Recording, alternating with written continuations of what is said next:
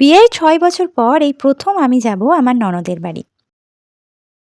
এবার তোমরা অনেকেই বলতে পারো, তোমার আবার ননদ কোথা থেকে এলো? ঠিকই, আমরা তো ২ যা, আমাদের তো কোনো ননদ নেই। তবে হ্যাঁ, খালাতো ননদ তো আছেই। এই যে থ্রি পিসটা তোমরা দেখতে পাচ্ছ, এটাই কিন্তু সেলাই করে পরে যাব। মানে হ্যাঁ, ঠিকই শুনেছ, জামাকাপড় নেই বললেই চলে। তো ভাবলাম একটা থ্রি পিস নিয়ে এই সুযোগে সেলাই করা হয়ে যাবে। যেহেতু সামনে ঈদ তো রয়েইছে, আরও থ্রি পিসই নেব। এছাড়া কোনো কিছু এবছর নেওয়ার তেমন ইচ্ছা নেই। তো আগের দিন রাত্রে বেলায় কিন্তু এই থ্রি পিসটা আমি কেটে দিয়েছিলাম যেমন করব। তো সেই হিসেবেই তোমাদের দাদাভাই কিন্তু এটা সেলাই করতে বসে পড়েছে। তো কিছুটা বাকি ছিল, যেটা সকালবেলায় কমপ্লিট করব। সিম্পল ভাবেই সেলাই করেছি, শুধুমাত্র হাতে আর নিচেই প্যান্টের নিচেতে একটু ডিজাইন করেছিলাম, সেম ডিজাইন বলতে পারো। তো যারা আমার রেগুলার ভিউয়ার্স, আমার প্রত্যেকদিন ভিডিও দেখো, তারা অবশ্যই চিনবে বা অনেকেই জানবে আমার এই ননদটাকে।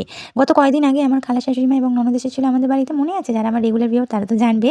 তো সেই ননদের বাড়ি যাচ্ছি। তো আমার এই ননদটার বাড়ি হচ্ছে আকড়া আটাপাড়া ফুটবল খেলার। তো আকড়া থেকে একটু মিষ্টি কেনাকাটা করার পর আমরা বেরিয়ে পড়লাম বাড়ির উদ্দেশ্যে। তো ওখানে গিয়ে পৌঁছেছে পুরো ২:৩০ বাজে। তো গিয়েই কিন্তু একটুখানি গল্প করে নিলাম, সবার সঙ্গে আলাপ করে নিলাম, আর তারপরেই কিন্তু একটু টক দইয়ের শরবত খেয়ে বসে পড়লাম খাওয়া দাওয়া করতে। কারণ আমরা যেহেতু অনেকটাই দেরি করে ফেলেছি, তাই খাবার দাবারের আয়োজন কি করা হয়েছিল তোমরা দেখেই বুঝতেই পারছো, তাই আলাদাভাবে আর কিছুই আমি। তো এবারে বলি মেন উদ্দেশ্যটা।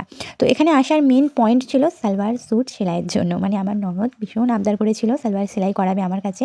তো আমি বলেছিলাম ঠিক আছে, চুপ করে আমি বিকেলবেলা বা সন্ধ্যে নাগাদ করে যাব। তবে আমার ননদ কিছুতেই শুনবে না ওনার আবদার, যে না, তোমাকে সকালেই আসতে হবে, এখানে এসে খাওয়া দাওয়া করতে হবে। তো সেই জন্য আবদারটা আর ফেলতে পারলাম না, তাই সকাল সকালই চলে এসেছিলাম, মানে ২টা ২:৩০ আর কি। তো এখানে এই যে থ্রি পিস যা নিয়েছি সেগুলো নেওয়ার পর একটু তোমাদেরকে ঘরগুলো ঘুরিয়ে দেখে দিই। এটা হচ্ছে আমার ননদের ঘর, আরেকটা ঘর দেখাবো সেটা হচ্ছে আমার ননদের জায়ের ঘর, আর আরেকটা লাস্টে যেটা দেখাবো সেটা হচ্ছে শ্বশুর শাশুড়ির ঘর।